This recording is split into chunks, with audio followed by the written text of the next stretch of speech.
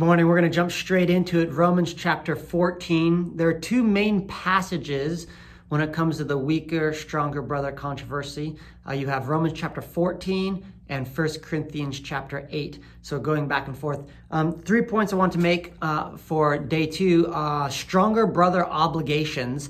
As we see in Romans chapter 14, starting verse 1, it says, "Accept anyone who is weak in faith, but don't argue about disputed matters.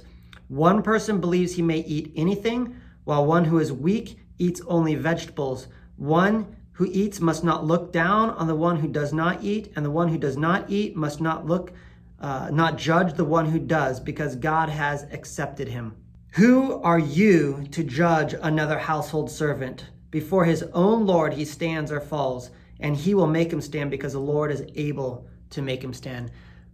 Huge understanding that you have to go after when you're doing the stronger, weaker brother controversy is this: that you individually will stand or fall before the Lord. It has nothing to do with me passing judgment upon another Christian. It has nothing to do with, I think this is okay, so I will do this. It has everything to do with understanding that every single person will stand before the Lord. And that gives you so much freedom. It gives you freedom to let other people have freedom, whether it's more of a restricted freedom or a bigger freedom. So let me give you a little bit of a background what's going on in 1 Corinthians, in Romans. What is going on? Well, especially in 1 Corinthians chapter 8, it specifically goes after meat sacrificed to idols. And you're like, well, that's kind of weird. Well, here's the issue. You have a marketplace inside of the Corinthian city, okay, the city of Corinth. And there are temples there.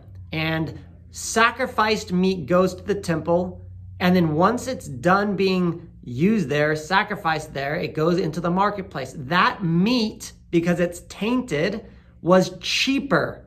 It was less expensive. It was not organic, if you would. It's not from Trader Joe's, okay? And so because of that, this was an easier, cheaper solution to feed your family. But the question is, can we do this? Can I eat meat sacrificed to idols? Can I not do this? Is this okay to do?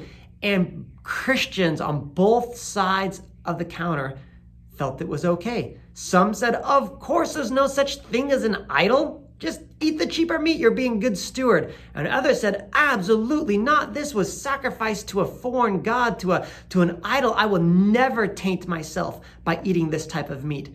And do you see where the problems start coming when this is happening inside the church? Inside the church. So this is the kind of thing that is happening. Also, we're going to see later in Romans 14, it's talking about different days. Some people consider this day more important than that day.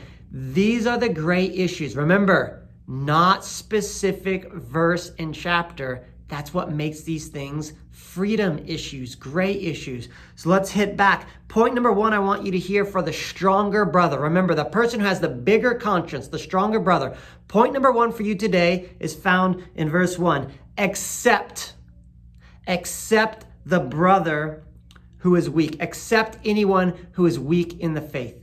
Accept the one who says, absolutely not. I cannot eat meat sacrificed to idols. There's no way I can do that.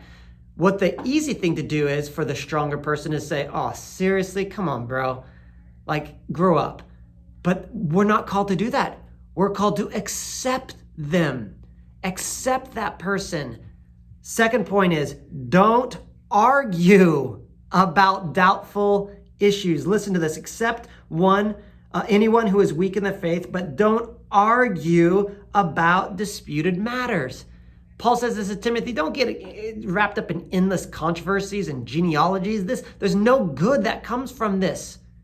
What we're going to find later is that you're actually keep this between yourself and God. Because it doesn't matter what your neighbor is doing. It doesn't matter what the person sitting next to you is doing in regards to gray issues. What matters is, have you made a faith-based decision about why you do what you do? And the third point is, who are you to criticize another servant? Let's continue. It says, one person believes that he may eat anything, while one who is weak eats only vegetables. One who eats must not look down on the one who does not eat, And one who does not eat must not judge one who does, because God has accepted him. Verse 4, who are you to judge another's household servant? Before his own Lord he stands or falls, and he will stand because the Lord is able to make him stand. Remember the three people that we're talking about? The Pharisee, the weaker brother, and the stronger brother. Remember this Pharisee? They can be in the weaker brother camp or the stronger brother camp. The whole point of the Pharisee is that they're passing judgment on the other camp. Remember, these are gray issues. That means that there's freedom there. There is not law there. It is for freedom that Christ has set you free. But don't use your freedom as a cover-up for evil. The both camps can have the Pharisee. What God is wanting us to understand is that he doesn't care if you're in the weaker brother camp. He doesn't care if you're in the stronger brother camp.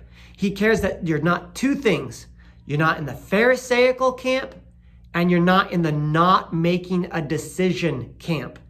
Those are the two things that he wants you to do. So as we continue to move through this, remember 1 Corinthians chapter 8, Romans chapter 14, gray issues must be made concrete by you making a faith-based decision. You, not him, not your neighbor, not the person next to you. Why are you doing what you're doing? So let's be careful not to pass judgment. Remember the three things this morning. Accept one whose faith is weak. Number 2, don't argue about doubtful issues. Number 3, who are you to criticize someone else's servant? You don't get that right. You're not the parent. You're just the sibling. God bless.